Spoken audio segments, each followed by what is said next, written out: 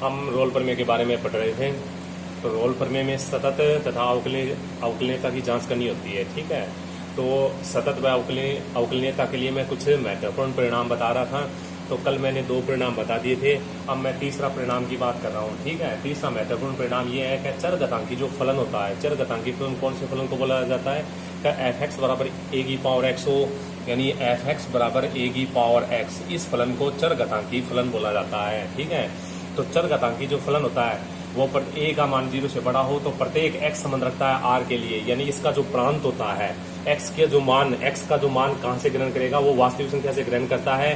ठीक है, तो x के प्रत्येक मान के लिए x संबंध रखता है r के लिए, मतलब r के प्रत्येक मान के लिए ये सतत व क्या होता है, अवकलनीय होता है। ठीक है, तो ये आपको बात याद रखनी है कि ये फलन कहीं पे भी आ जाए, कि a की पावर x आ जाए और आपको मतलब कि इसका जो प्रांत है वो वास्तविक संख्या अगर दे रखी हो तो इसको अपन सतत भी अपने सीधा ही कह देंगे कि भी दिया गया फलन क्या है, चरघातांकी फलन है, इसलिए यह अपने प्रांत के प्रत्येक बिंदु पर सतत व अवकलनीय होगा। तो ये बात लिखेंगे अपन। ठीक है, तो ये क्यों लिखेंगे कि ये इसलिए लिखेंगे कि ये अपने प्रांत के प्रत्येक बिंदु पर सतत होता है और अवकलनीय होता है। ये आपको दिमाग में रखनी है बात। अब सतत और अवकलनीय होता कैसे है, क्या अपन इसकी बात करें तो देखिए, ये अपना फलन ले लिया कि एफ एक्स को हमेशा क्या लिखा जाता है, वाई लिखा जाता है। सबसे पहले आपको पता होना चाहिए कि फंक्शन को हमेशा इस प्रकार से लिखा जाता है, वाई बराबर क्या लिखा जाता है, एफ एक्स। ठीक है, तो एफ एक्स बराबर ए की पावर एक्स है, इसलिए अपन इसको लिख सकते हैं वाई बराबर क्या लिख सकते हैं, ए की पावर एक्स लिख सकते हैं।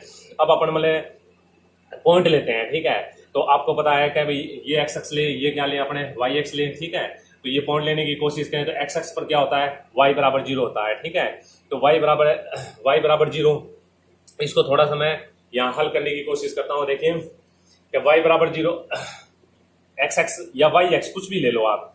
कि सबसे पहले मैंने ले लिया, देखिए तो मैंने ये ले लिया कि y बराबर 0 ले लिया, क्योंकि एक्स एक्स पे y बराबर 0 होता है, तो y बराबर 0 इसमें रख दिया। तो इसमें रखें तो 0 बराबर क्या बनता है, a की पावर x।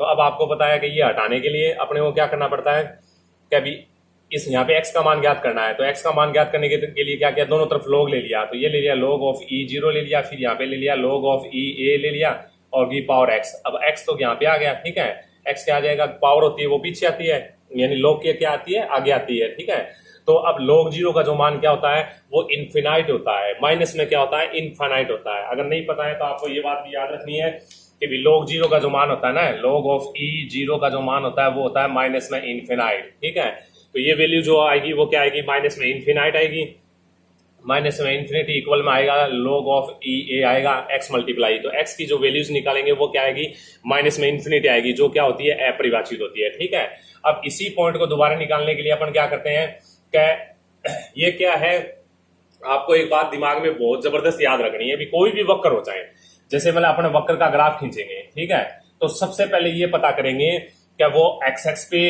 कहीं पे प्रतिच्छेद कर रहा है, यानी वक्र का जो ग्राफ है वो एक्स एक्स पे प्रतिच्छेद कर रहा है या नहीं कर रहा है। ठीक है, इसी प्रकार दूसरा तरीका ये होता है कि वक्र है वो वाई एक्स को प्रतिच्छेद कर रहा है या नहीं कर रहा। अगर एक्स एक्स को प्रतिच्छेद करेगा तो एक्स एक्स पे पता है कि इस लाइन, ये पूरी लाइन होती है, इसके ऊपर वाई बराबर क्या होता है, 0 होता है। तो अगर वाई एक्स को प्रतिच्छेद करेगा तो वाई एक्स पे क्या होता है, एक्स बराबर क्या है, 0 होता है। ये पूरी लाइन पर एक्स की जो वैल्यू होती है वो क्या होती है, 0 होती है। ठीक है, तो ये तरीका होता है। जैसे ये फंक्शन दे रखा है y बराबर a की पावर x, तो सबसे पहले इसमें y बराबर 0 रखा मैंने। ठीक है, तो मैंने सबसे पहले इसमें रख दिया y बराबर 0। तो जैसे ही y बराबर 0 रखें तो ये वैल्यू बनती है 0, a की पावर क्या बनेगा, x बनेगा।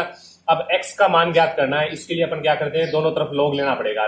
log ऑफ e0 ले लिया, बराबर में क्या लिखा, log ऑफ ए की पावर x ले लिया। अब आपको पता है कि log में जो पावर होती है वो क्या आती है, log क्या आगे आती है, तो log ऑफ e0 का मान होता है माइनस इन्फिनिटी इक्वल में यहाँ पे लिख देते हैं x मल्टीप्लाई में log ऑफ e a लिख देते हैं। तो x बराबर क्या मिलता है, माइनस इन्फिनिटी। यानी कहने का मतलब ये है कि अगर y का मान 0 होगा तो उस टाइम में x क्या होगा, इन्फिनिटी होगा, वो भी क्या है, माइनस इन्फिनिटी। और माइनस इन्फिनिटी साइड में आएगा, प्लस इन्फिनिटी प्लस साइड में आता है। ठीक है, तो ये बिंदु अपने को नहीं मिलेगा। ठीक है, जो यानी x का मान है अपरिभाषित है, कहने का मतलब ये है। अब दूसरा तरीका ये होता है कि अगर ये वक्र है, अगर इस वक्र को इसका अगर ग्राफ खींचे तो अगर ये वाई एक्स को अगर प्रतिच्छेद कर रहा है तो वाई एक्स पे क्या होता है, एक्स बराबर 0 होता है। तो हमने क्या लिखा कि एक्स बराबर 0 ले लिया, तो एक्स बराबर 0 लिखे तो ये आता है, देखिए वाई बराबर ए की पावर मतलब 0, यानी वाई बराबर कितना आ गया, ए की पावर 0 यानी 1 आ गया। तो ये बिंदु मिलता है अपना कितना 0 और 1 मिलता है। ठीक है, अगर इसका इस प्रकार से अपन ग्राफ खींचे तो ये 1 0 से गुजरेगा, तो ये पॉइंट होता है अपना 1 और 0। अब यहाँ पे ध्यान रखने वाली बात ये होती है कि अगर ये जो वक्र है अपना e⁻x वक्र है, ठीक है, तो अब ये e⁻x का जो ग्राफ खींचे ना अपने, अगर a का मान, क्योंकि फलन अपना क्या है f(x) बराबर क्या है e⁻x है, अगर a का मान 1 से बड़ा है तो इसका ग्राफ कुछ इस प्रकार से होता है। ठीक है, यहाँ पे जाके इंफिनिटी मिलेगा इस प्रकार से। ठीक है, और अगर मतलब कि दूसरी बात अगर ले, दूसरा ग्राफ मैंने ये बनाया है कि फंक्शन तो अपना यही है f(x) बराबर क्या है e⁻x, अगर a का मान 1 से क्या है छोटा है तो ये पॉइंट भी क्या होगा अपना 0 1 ही होगा, सॉरी 1 0 होगा, 0 1 उल्टा लिख दिया मैंने, 0 1 होगा, सॉरी 0 1, और ये पॉइंट क्या होगा अपना 0 1 होगा, और इसका ग्राफ कुछ इस प्रकार से मिलेगा। ठीक है, तो ये आपको दोनों ग्राफ याद रखने हैं, क्योंकि अब अपने को पता है कि भी अगर ग्राफ इसका याद है हमें तो ये पता कर सकते हैं कि भी ग्राफ से ग्राफ कहीं से भी टूटा हुआ नहीं है, इसलिए क्या है सतत है। अगर ये ग्राफ कहीं से भी टूटा हुआ नहीं है तो इस बिंदु और इस बिंदु को छोड़ के प्रत्येक बिंदु पर क्या खींची जा सकती है, सब्जेक्ट खींची जा सकती है। प्रत्येक बिंदु पर केवल और केवल एक ही सब्जेक्ट खींची जा सकती है।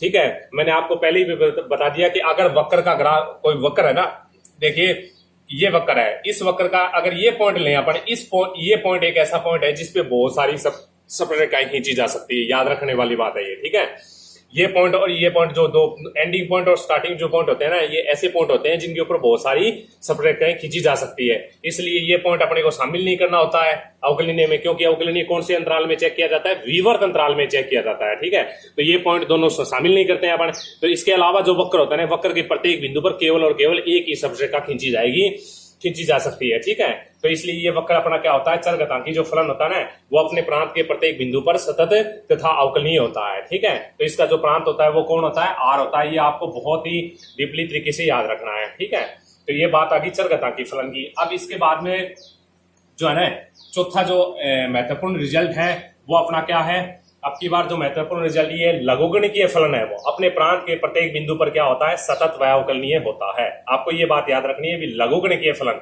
अब लघुगणकीय फलन ये होता है अपना f(x) बराबर कितना होता है, log ऑफ e(x) होता है। ठीक है, तो इसको लिख सकते हैं y बराबर क्या लिखेंगे, log ऑफ e(x) लिखेंगे।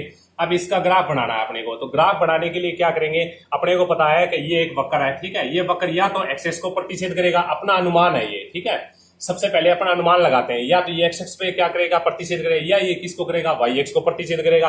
अगर ये x को प्रतिच्छेद करेगा तो x पे क्या होता है, y बराबर 0 होता है, इसमें y बराबर 0 ले लेते हैं, 0, तो बराबर में क्या हुआ, log ऑफ e(x) हुआ। ठीक है, तो ये 11वीं कक्षा में पता है, ये भी log को किस प्रकार से हटाएंगे, तो e को इस साइड में ले जाएंगे तो e की पावर 0 बनेगा, log को हटाएंगे तो e की पावर 0, x बनेगा तो x बराबर क्या बनेगा, 1 बनेगा। ठीक है, तो ये जो पॉइंट है वो कितना आएगा, y का मान हमने क्या रखा है, यहाँ पे 0 रखा है। ठीक है, और x का मान 1 1 और 0 पॉइंट आएगा, तो x का मान 1 लेना है अपने को और y का मान क्या है, 0 लेना है। तो x का मान 1 ले लिया, 0 ले लिया। ठीक है, तो ग्राफ इस पॉइंट से गुजरेगा। ठीक है, अब आपको याद क्या रखना है कि इसका ग्राफ दो तरीके से बनता है। अगर ये जो है ना, यहाँ पे अगर a मान लिया मैंने, एक बार a मान लिया, ये आधार में है ना, e भी ले सकते हैं, a भी ले सकते हैं, सॉरी, अगर a का मान 1 से बड़ा हो, ठीक है, a का मान 1 से बड़ा हो तो इसका ग्राफ कुछ इस प्रकार से होता है। ठीक है, यहाँ पे ये जो है ना, ये आधार में जो लिखा हुआ है a, अगर a का मान 1 से बड़ा हो तो क्या है, ग्राफ कुछ इस प्रकार से बनता है, जो आपको याद रखना है। ठीक है, अब दूसरी तरीका ये होता है कि अगर मतलब a का मान क्या है, 1 से छोटा है, a का मान क्या है, 1 से छोटा है, तो इसका जो ग्राफ है वो कुछ इस प्रकार से होता है। ठीक है, तो ये दोनों बातें आपको क्या करनी है, याद रखनी है। इसलिए क्या है, चरघातांकी जो फलन होता है वो, और मतलब के लघुगणकीय फलन, लघुगणकीय क्या मतलब होता है, लोग, और चरघातांकी का मतलब होता है a की पावर x। ये दोनों ही फलन क्या होते हैं, अपने प्रांत के प्रत्येक बिंदु पर सतत व क्या होते हैं, अवकलनीय होते हैं। तो ये महत्वपूर्ण रिजल्ट थे, 3 4 बता दिए मैंने। अब पांचवा महत्वपूर्ण रिजल्ट ये होता है कि सबसे पहले ये मान लिया, क्या माना, पांचवा जो महत्वपूर्ण रिजल्ट ये मान लिया कि माना कोई बिंदु है x बराबर a। ठीक है, तो मान लिया कि माना बिंदु x बराबर a पर ही एक फलन तो ले लिया, f(x) ले लिया, एक क्या ले लिया, gx ले लिया, दोनों ही फलन क्या है, सतत व अवकलनीय है। ठीक है, सतत व अवकलनीय है।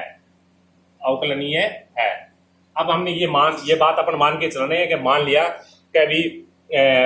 लिया कि बिंदु x बराबर a पर फलन f(x) और फलन gx सतत व अवकलनीय है। इस पॉइंट पे ये दोनों के दोनों फलन क्या है, सतत व अवकलनीय है। तो अब आपको एक नंबर बात ये रखना है, c इंटू में यानी अचर गुणा में f(x) ले ले तो ये भी क्या होगा, सतत व अवकलनीय होगा। ठीक है, सतत व अवकलनीय होगा। कहने का मतलब है ये है कि ये कहने का मतलब ये है, जैसे अपने को पता है कि भी sin x होता है। sin x कौन सा फलन होता है? त्रिकोणमितीय फलन होता है। और त्रिकोणमितीय जो फलन होता है वो अपने प्रांत के प्रत्येक बिंदु पर क्या होता है? अवकलनीय होता है, अपने को पता है। अगर इसको मैं 4 से मल्टीप्लाई कर दूं तो y बराबर क्या बनता है? 4 sin x बनता है। ठीक है, तो ये भी क्या होता है अपना, ये भी क्या होगा? अवकलनीय होगा। ठीक है, क्योंकि ये अवकलनीय फलन है। अगर अचर राशि से मल्टीप्लाई कर दिया जाए तो ये भी क्या होगा? अपना सतत व अवकलनीय होगा। ये यही कहना चाहता है कि मतलब मान लीजिए कोई बिंदु है x बराबर है, उसपे एक फलन ले लिया fx, दूसरा ले लिया gx, दोनों के दोनों फलन क्या है? इस पॉइंट पे सतत व अवकलनीय है।